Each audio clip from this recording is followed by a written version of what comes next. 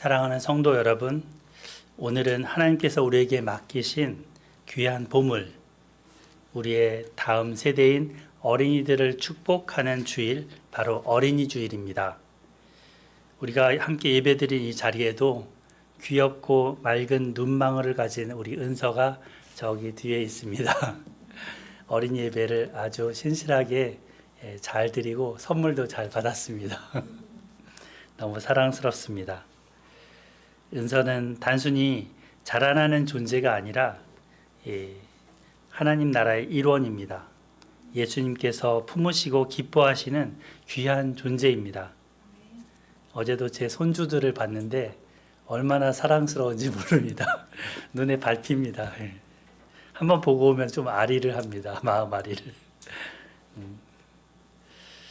어린이들의 순전함과 겸손함, 그리고 그 배움을 향한 마음은 우리 모두가 본받아야 할 모습입니다. 오늘 이 예배 가운데 우리 은서를 진심으로 축복합니다. 또한 우리 안에 순수한 믿음과 배우는 마음을 가져가는 우리 성도님들도 축복합니다. 우리 특별히 서인이는 어린이는 벗었지만 청소년이지만 진심으로 축복합니다. 청소년의 날은 있나요? 없는 것 같은데. 네. 여러분 혹시 그 작은 말다툼들이 큰 싸움으로 번지는 그런 모습들을 본 적이 있으신가요? 가정에서도 부부 사이의 오해로 인한 한마디가 큰 갈등을 불러일으키기도 합니다. 이렇게 갈등은 순식간에 퍼져나가고 또 불일 듯하게 마치 산불의 작은 불씨가 큰 산을 태우듯이 하기도 합니다. 오늘 본문인 사무엘하 20장에는 나라 전체를 뒤흔드는 심각한 분쟁이 등장합니다. 바로 다윗 왕 시대에 일어났던 이 세바의 반란이라는 국가적인 위기입니다.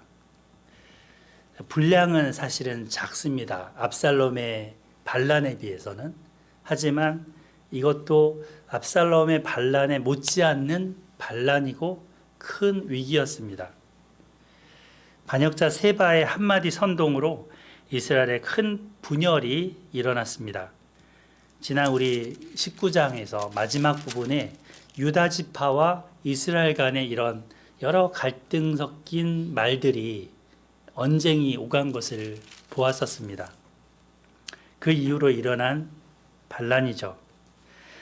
그리고 이것은 자칫하면 수많은 생명이 희생될 수 있는 전쟁이 되었습니다.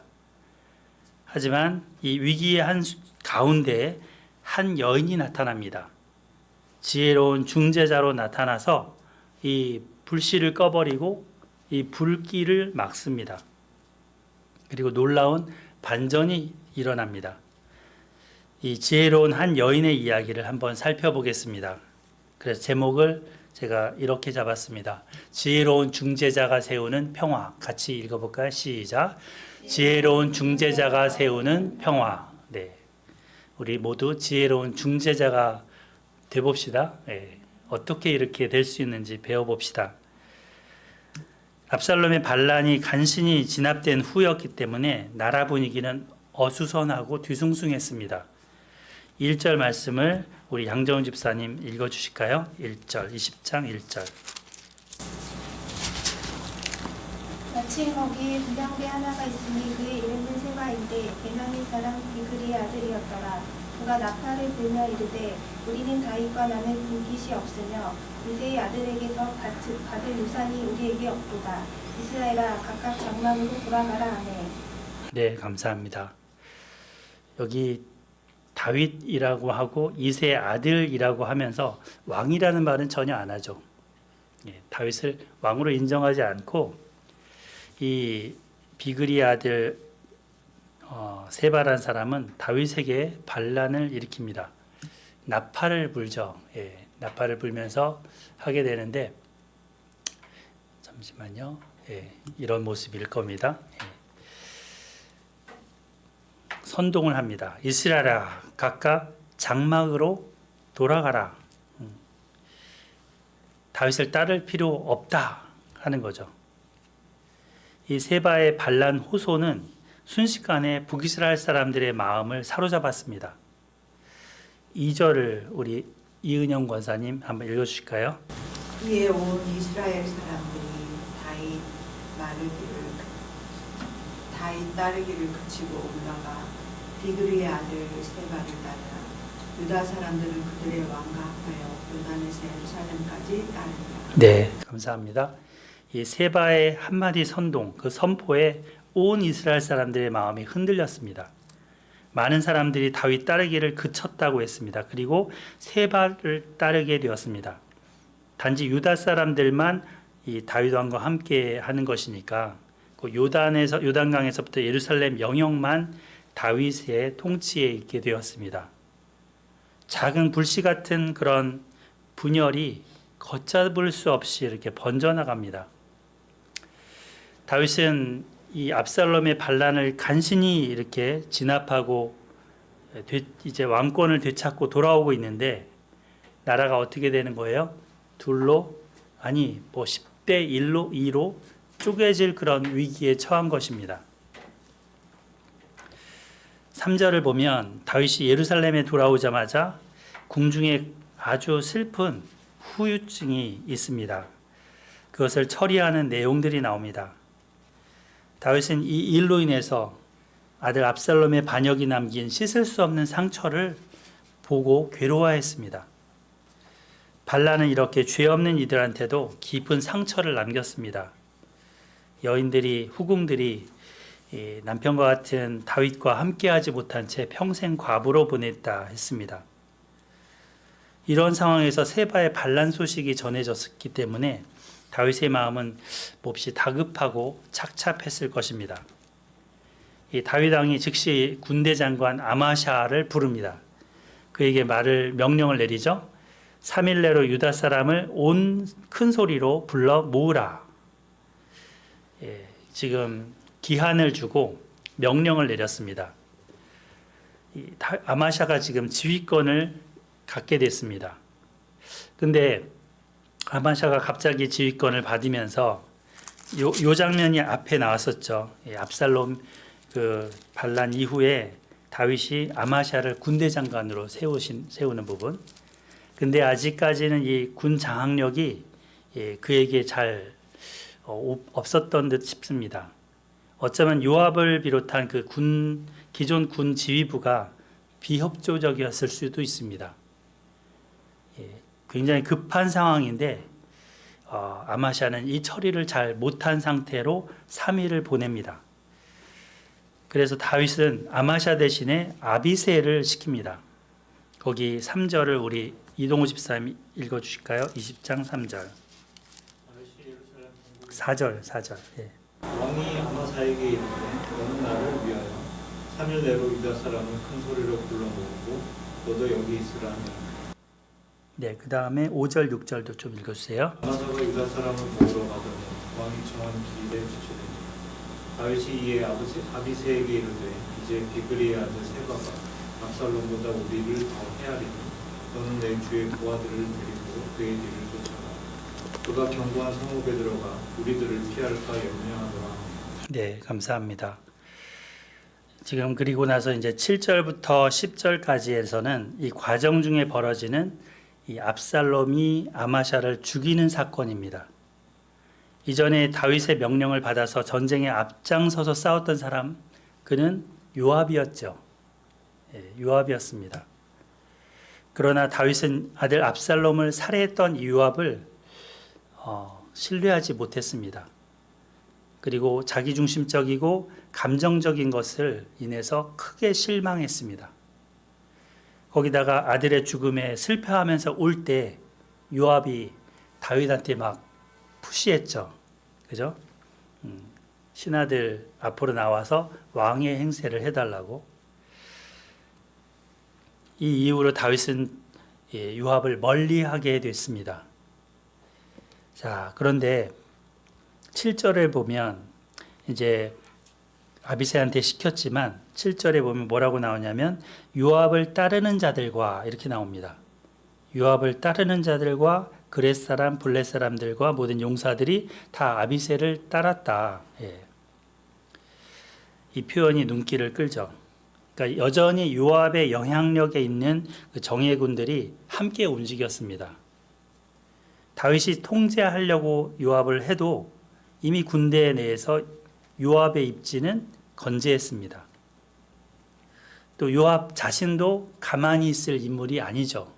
뒤로 그냥 물러가 뒷방 늙은이처럼 있을 인물이 아니죠. 예. 그는 어떻게 합니까? 8절 전반부 보면 기브온 큰 바위 곁에 이름에 아마샤가 맞으러 나오니, 예, 하면서 아마샤가 이제 나오는데, 예, 그때 요압이 군복을 입고 띠를 띠고 칼집에 꽂은 칼을 허리에 맸었다 합니다.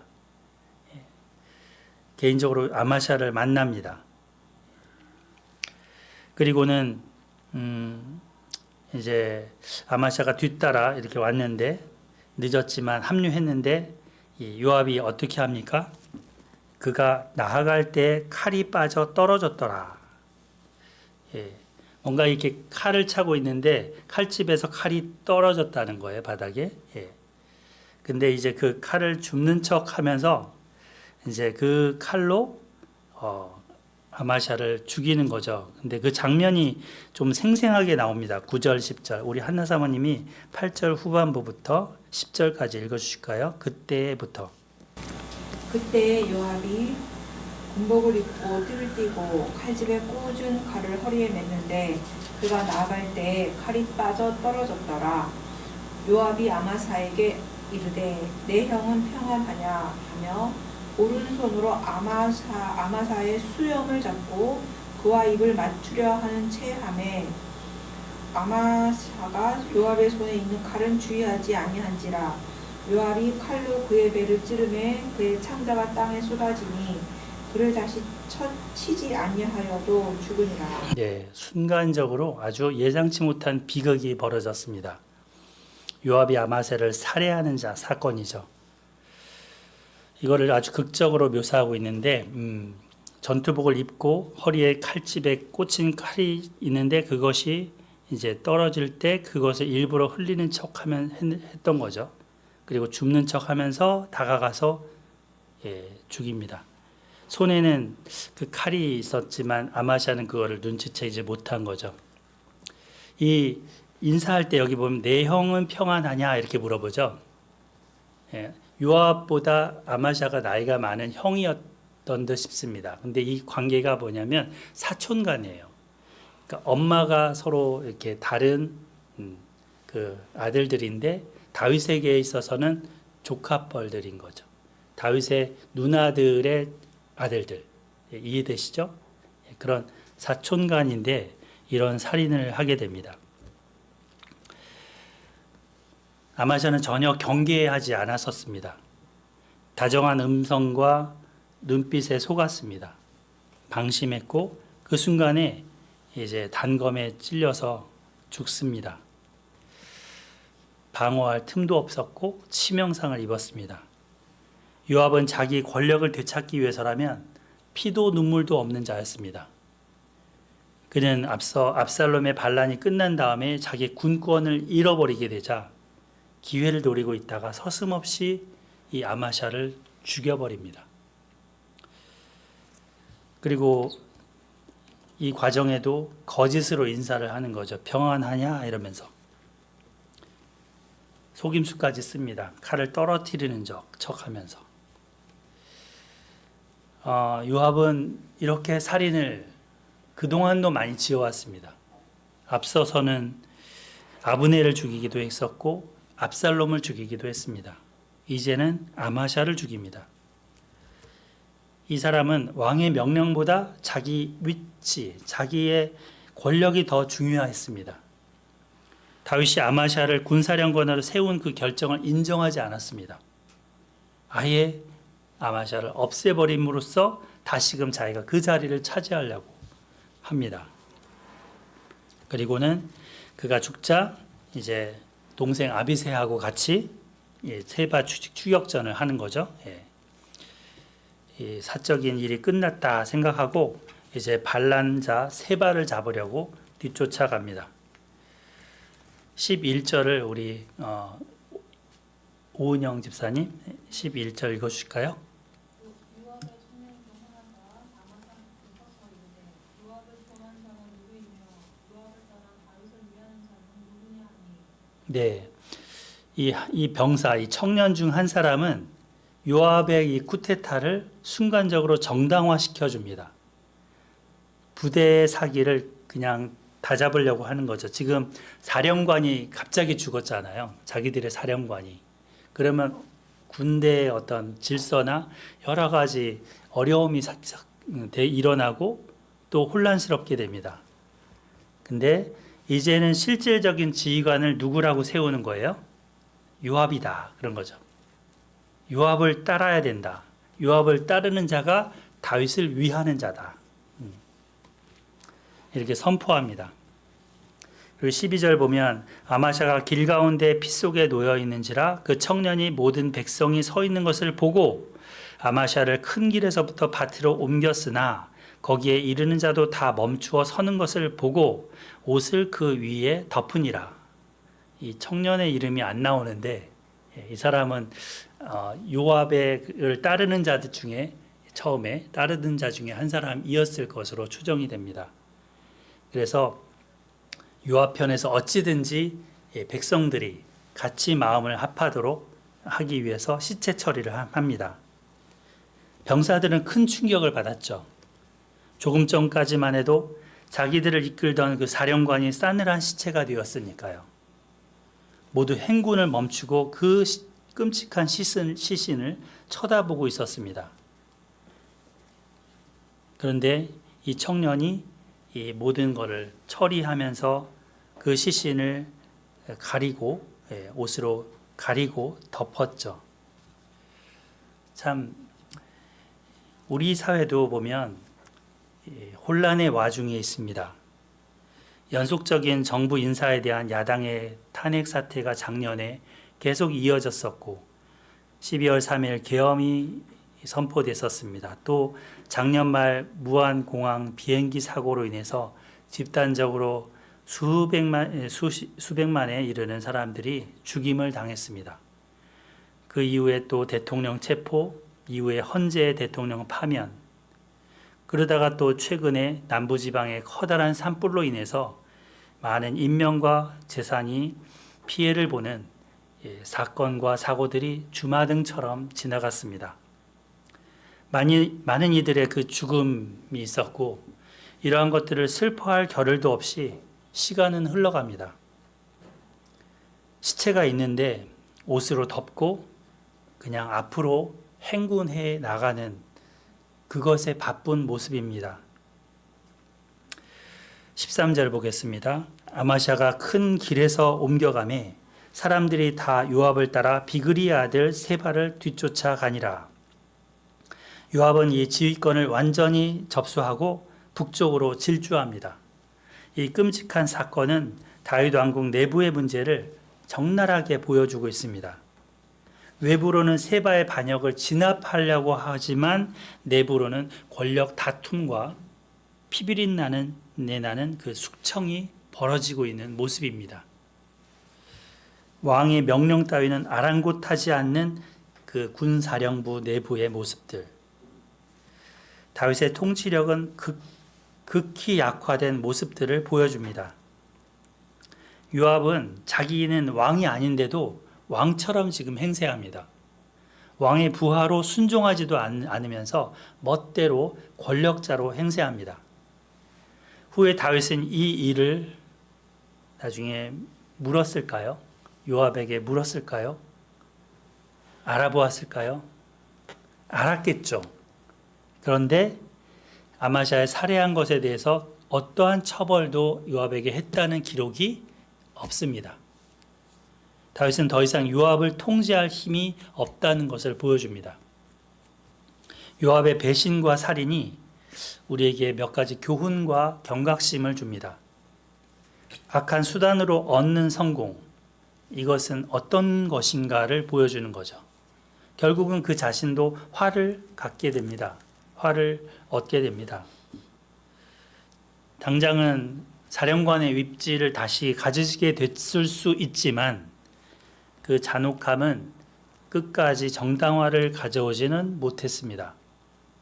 나중에 다윗은 유언으로 솔로몬 왕 때 요압을 처형할 것을 부탁하죠. 유언으로. 비열한 방법과 죄악된 선택을 통해서는 영원한 그런 위치를, 평강의 위치를 갖게 되는 것은 아닙니다. 하나님은 공의로우시기 때문이죠. 하나님은 우리가 행한 대로 갚으십니다. 악을 행하여 쟁취하는 것은 반드시 대가를 지불합니다. 거짓과 속임으로 권력을 위해 행진하는 것도 반드시 정당한 대가가 치러집니다. 이것이 공의입니다. 그러므로 우리는 그 내분에 대해서, 이러한 내분에 대해서 더 큰 어려움을 가져온다는 것을 기억해야 합니다. 에베소서 4장 31절 32절 여기 써놨는데요. 이 구절을 한번 찾아서 읽어보겠습니다. 우리 찾아볼까요? 에베소서 4장 신약성경입니다. 어제도 주례사가 에베소서 5장 33절이었는데요. 에베소서 말씀입니다. 4장 31, 32절 다 같이 한번 찾으셨으면 읽어볼까요? 시작. 너희는 모든 악독과 노함과 분냄과 떠드는 것과 비방하는 것을 모든 악의와 함께 버리고 서로 친절하게 하며 불쌍히 여기며 서로 용서하기를 하나님이 그리스도 안에서 너희를 용서하심과 같이 하라. 아멘. 요압이 이렇게 용서했으면 얼마나 좋았을까? 그런 생각을 가져봅니다. 하나님은 친히 공의로 판단하십니다. 우리에게 이러한 마음을 버리고, 악한 마음을 버리고 친절하며 불쌍히 여기며 용서하라 하십니다. 자, 사무엘하로 돌아보겠습니다. 14절입니다. 세바가 이스라엘 모든 지파 가운데 두루 다녀서 아벨과 벳마아가와 베림 온 땅에 이르니 그 무리도 다 모여 그를 따르니라. 15절 읽어주실까요? 시작. 이에 그들이 벳마아가 아벨로 가서 세바를 애우고 그 성읍을 향한 지역 언덕 위에 토성을 쌓고 요압과 함께한 모든 백성이 성벽을 쳐서 헐고자 하더니. 네, 여기 지도를 한번 보실까요? 지도를 보시면 세바라는 지역은 저기 갈릴리 북쪽에 있습니다. 굉장히 멀죠. 그 지역으로 간 겁니다. 이 세바가 이 아벨이라는 지역으로. 그래서 거기까지 이르렀습니다. 여기 가운데 그 예루살렘에서 가까이 있는 지역에서 살해 사건이 있었던 거고요. 살인 사건이 있었던 거고, 이걸 처리하면서 저 위까지, 먼 길까지 요압과 그 아비새는 쫓아갔습니다. 세바는 북쪽 아벨성에 도망쳐 숨었습니다. 요압 군대는 그 성을 에워싸고 함락시키고자 했습니다. 성벽을 부수기 시작합니다. 그러니까 성한 사람들이 큰 두려움에 빠졌습니다.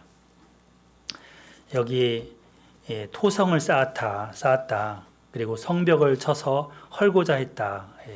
이런 말들을 보면 큰 위기감이 이 아벨성에 있는 사람들에게 있었을 거라고 생각해 볼 수 있습니다. 이스라엘의 한 도시가 통째로 요압 군대에 의해서 멸망당할 상황에 이르렀습니다.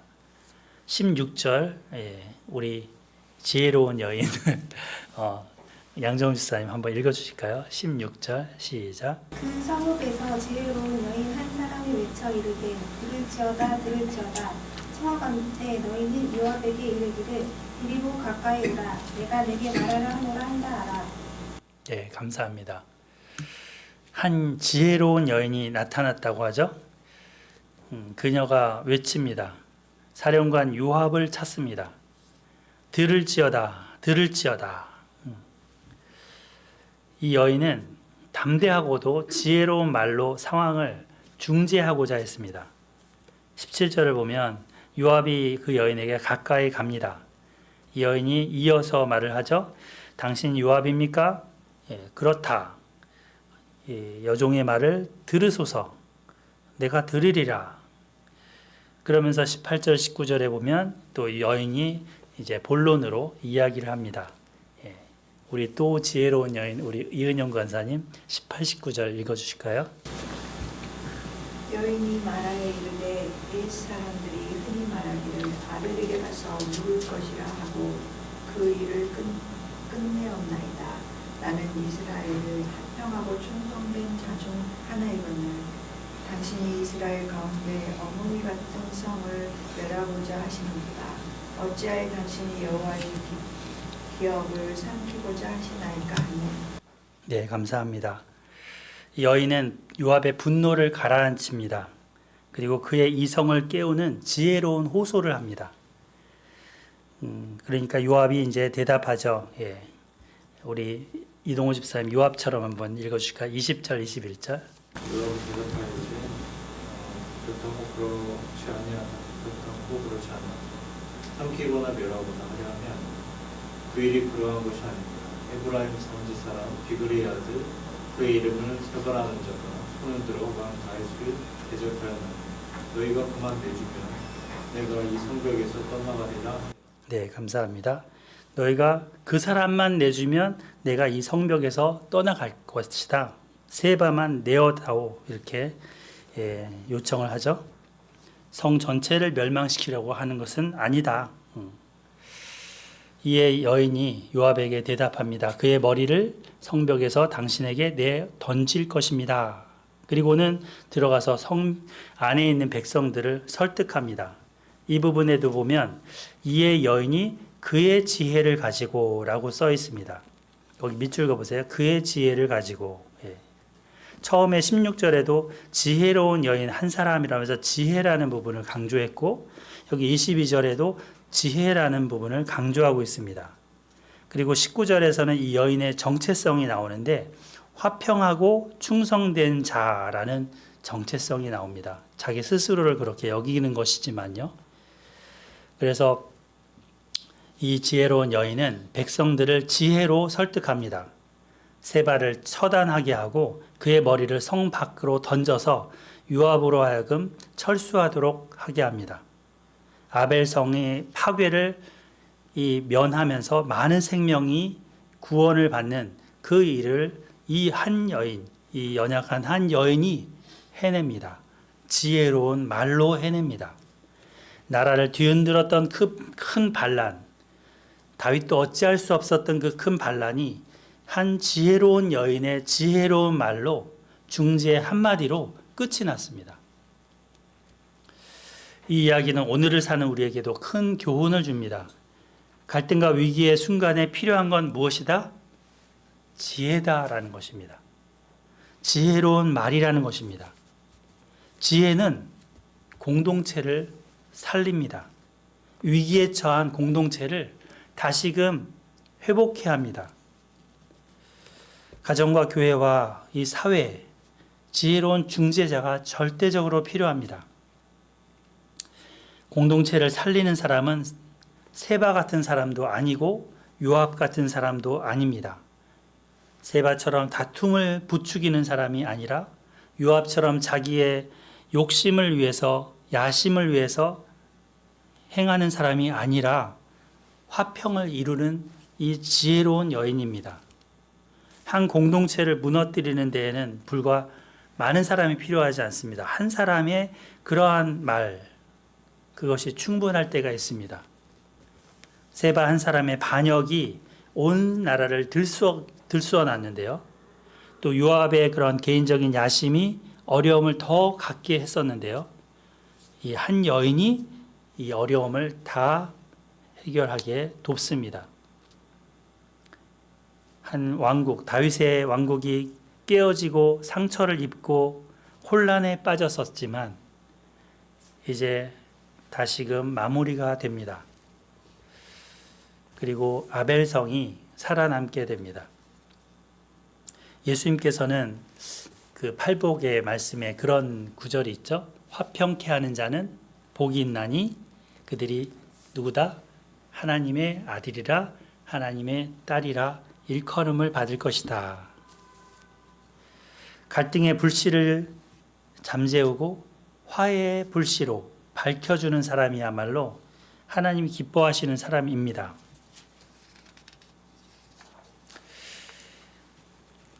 이 여인의 첫마디 다시 한번 보시면요. 들을지어다 들을지어다 라고 했습니다. 그리고 뒤에도 보면 들으라 라고 하시죠. 한 여인이 나와서 몇 절이죠? 16절 들을지어다 들을지어다 하고 또 그 뒤에 여종의 말을 들으소서. 요압이 뭐라 그래요? 내가 들으리라. 오늘 어린이 예배 때도 이드로가 하나님이 하신 일을 들었다. 이 말씀이 인상이 깊었는데요. 듣는다. 우리가 뭐로 듣죠? 귀로 듣지만 또 마음으로 듣죠. 그래서 이 귀를 쫑긋 들어야 합니다. 들으라. 그리고 이 중재자는 듣게 하는 사람입니다. 청종하게 하는 사람입니다. 경청을 이끌어냅니다. 그녀는 요압의 분노 어린 그 함성을 잠시 멈추게 하고 자기 말을 듣게 합니다. 지혜롭고도 설득력 있는 말로 호소했습니다. 자신을 나는 이스라엘의 화평하고 충성된 자 중에 하나입니다. 라고 소개했습니다. 자기가 얼마나 중요한 존재인지를 강조한 거죠. 저는 이런 사람입니다 하면서 이 화평하다는 것은 화평케 하는 자다 이런 거죠. 화평케 하는 자, 평화를 가져오게 하는 자다. 그 일에 충성한다는 건 그 일에 열심히 한다는 사람이라는 겁니다. 무고한 생명을 해치지 않도록 이 평화를 조장하는 사람이다. 그래서 이 여인의 그 유순한 말이 요압의 분노를 쉬게 했습니다. 이름 없는 한 여인이 온유함과 지혜로운 말로써 상황을 반전시켰습니다. 그리고 두 번째 여기 보면 뭐라고 썼어요? 대립 뒤에 거기 한번 읽어볼게요. 두 번째 시작.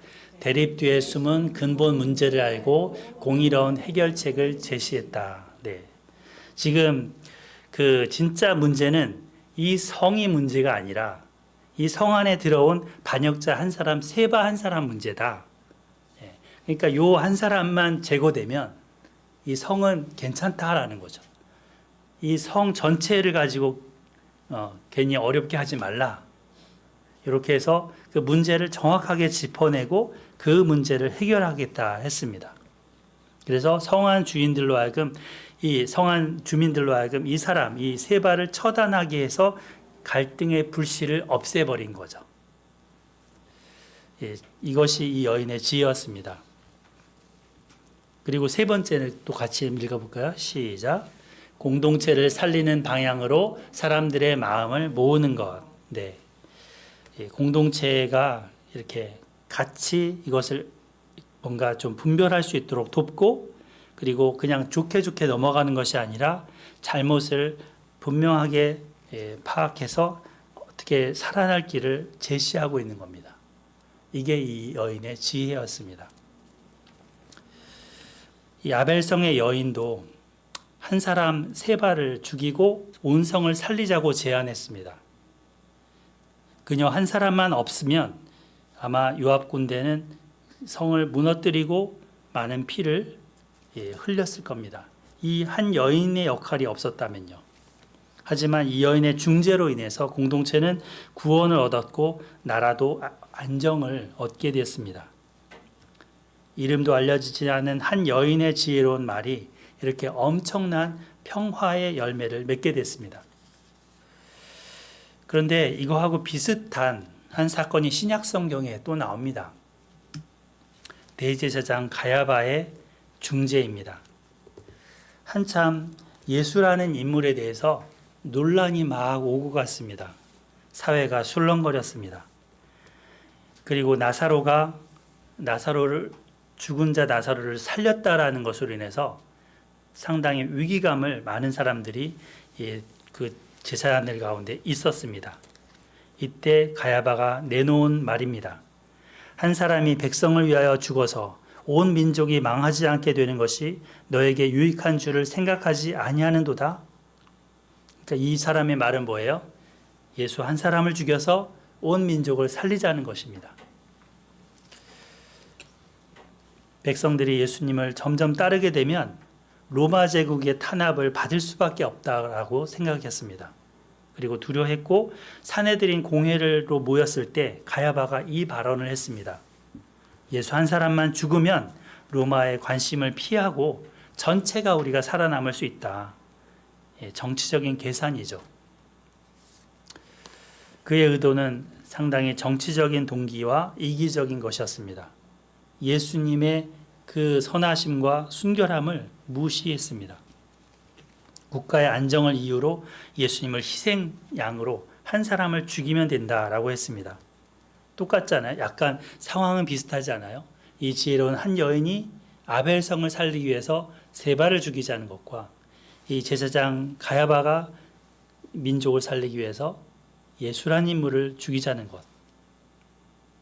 하지만 그 의도와 배경이 다릅니다. 대상이 다릅니다. 대제사장은 하나님의 구속 역사와 예수님의 사명을 전혀 이해하지 못했습니다. 그는 예수님의 죽음이 하나님의 계획 속에 있다는 것을 영적으로 보지 못했습니다. 가야바의 말은 하나님의 섭리 아래 예언처럼 사용되었지만 그의 의도는 정반대였고 그 책임은 가야바 그에게 있습니다. 우리는 때로 공동체의 평안을 위해서 진리를 희생시켜야 된다는 유혹을 빠질 수 있습니다. 좋은 게 좋은 거 아니야? 뭐 이러면서 넘어가자는. 하지만 하나님의 뜻은 진리와 정의 위에 세워지는 평화입니다. 예수님의 십자가는 그런 억울한 희생이 아니라 예수님 스스로가 지신 자발적인 희생에 따른 것이지만 이 가야바의 말은 틀렸습니다. 우리가 아벨성의 지혜로운 여인의 입장에 설지 대제사장 가야바의 입장에 설지 한번 생각해 보아야 합니다. 우리는 있는 위치에서 지혜로운 중재자, 지혜로운 청지기가 되어야 합니다. 어쩌면 그 판단이 어려울 수도 있습니다. 하지만 하나님이 지혜가 부족하거든 지혜를 구하라 하셨고 지혜를 주신다 하셨습니다. 누군가는 용기 있게 중재를 해야 합니다. 가정에서 가족 간의 다툼이 있을 때 누군가는 지혜롭게 양쪽의 말을 들으면서 화해의 길을 찾아야 합니다. 그리고 직장과 사회에서도 크고 작은 갈등이 있을 때 피해를 보는 사람이 없도록 되도록이면 적도록 조율하는 사람이 필요합니다. 이게 지혜자인 거죠. 하나님은 우리에게 그런 역할도 맡기십니다. 이 여인은 특별한 직분이 없었지만 그녀는 스스로 나서서 이 일에 앞장섰습니다. 우리 삶에도 이러한 중재자, 지혜로운 중재자가 되는 은혜가 있기를 소망합니다. 그러기 위해서 어떻게 해야 하는지 세 가지만 간단하게 짧게 나누고 설교를 마치도록 하겠습니다. 지혜로운 중재자가 되기 위한 실제적인 세 가지 방법. 첫 번째는 들을지어다. 경청입니다. 여인의 말을, 여종의 말을 들으소서, 겸손하게 들으소서 하는 말. 여기에서 자기 주장을 막 내세우기보다는 들어달라는 요청과 함께 또 함께 듣는 것입니다. 서로 간에 들으면 중재가 됩니다. 싸움이 대화로 바뀝니다. 둘째는 같이 읽어볼까요? 둘째, 시작. 온유한 말. 말 한마디로 뭐를 갚는다? 천냥빚을 갚는다. 그런 말이 있습니다. 중재자의 말은 이러한 그 온유한 말은 상황을 반전시킵니다.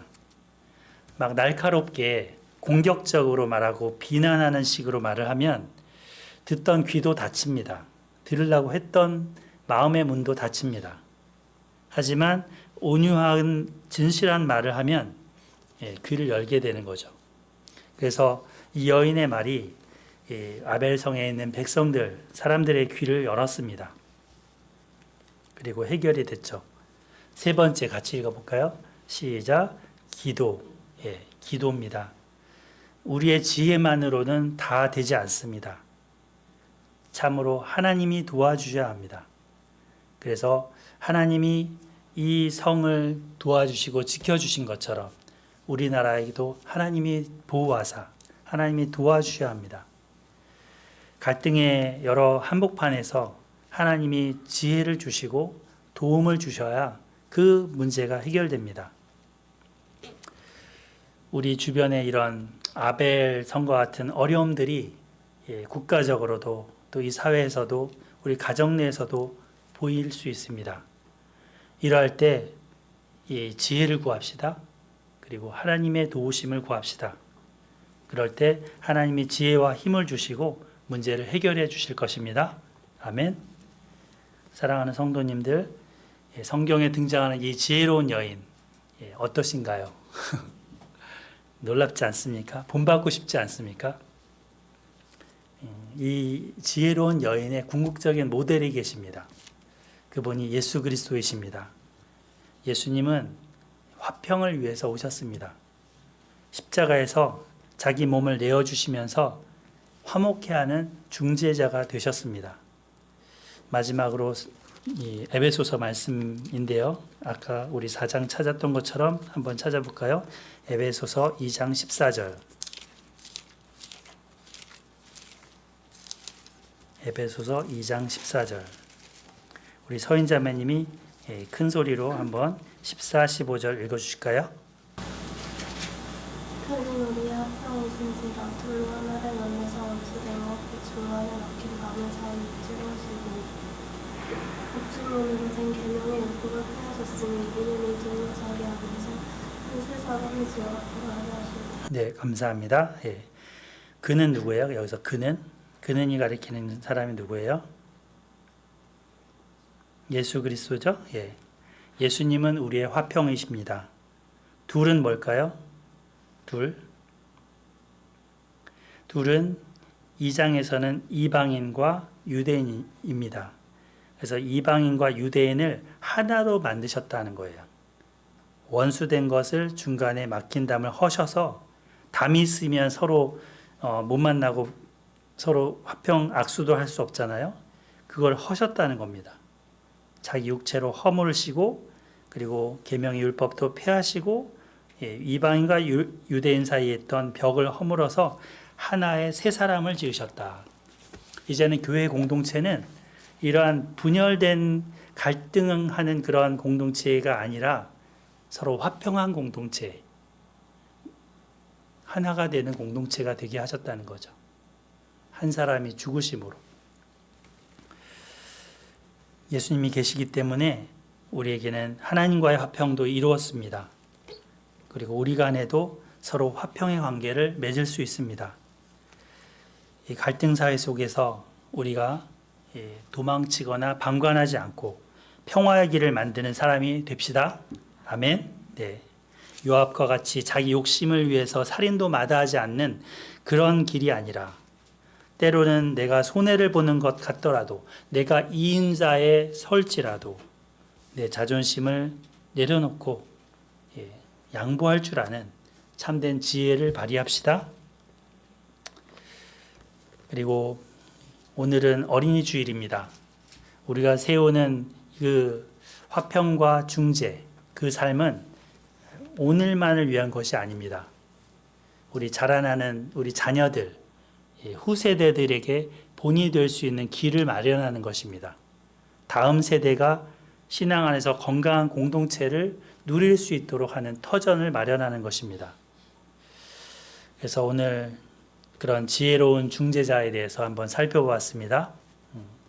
우리의 자라나는 후세들이 이러한 아름다운 전통을 이어받고 또 나누고 하나 될 수 있는, 서로 악수하고 하나 될 수 있는 그러한 삶이 되기를 소망합니다. 아멘. 우리 잠깐 한 절 읽고 기도하도록 하겠습니다. 16절 같이 읽겠습니다. 시작. 그 성읍에서 지혜로운 여인 한 사람이 외쳐 이르되 들을지어다 들을지어다 청하건대 너희는 요압에게 이르기를 이리로 가까이 오라 내가 네게 말하려 하노라 한다 하라. 아멘. 사랑하는 하나님 아버지, 하나님께서 이 세바의 반란 사건과 요압의 살인 사건 속에서도 빛나는 한 지혜로운 여인이 나타난 이 부분을 듣게 해주셔서 감사합니다. 하나님 아버지, 저희 삶 속에 부딪히는 여러 갈등들, 불화들, 어려움들 속에서 저희가 중재자로 설 때 필요한 지혜를 갖게 하여 주시옵소서. 하나님이 주시는 그러한 마음으로 저희가 정말 이 화평케 함으로 하나님의 자녀라 일컬음 받기를 기도합니다. 온유한 말로 돕게 하시고 또 기도함으로 돕게 하시고 경청함으로 돕게 하여 주시옵소서. 우리를 하나 되게 하신 예수 그리스도의 이름으로 기도드렸습니다. 아멘.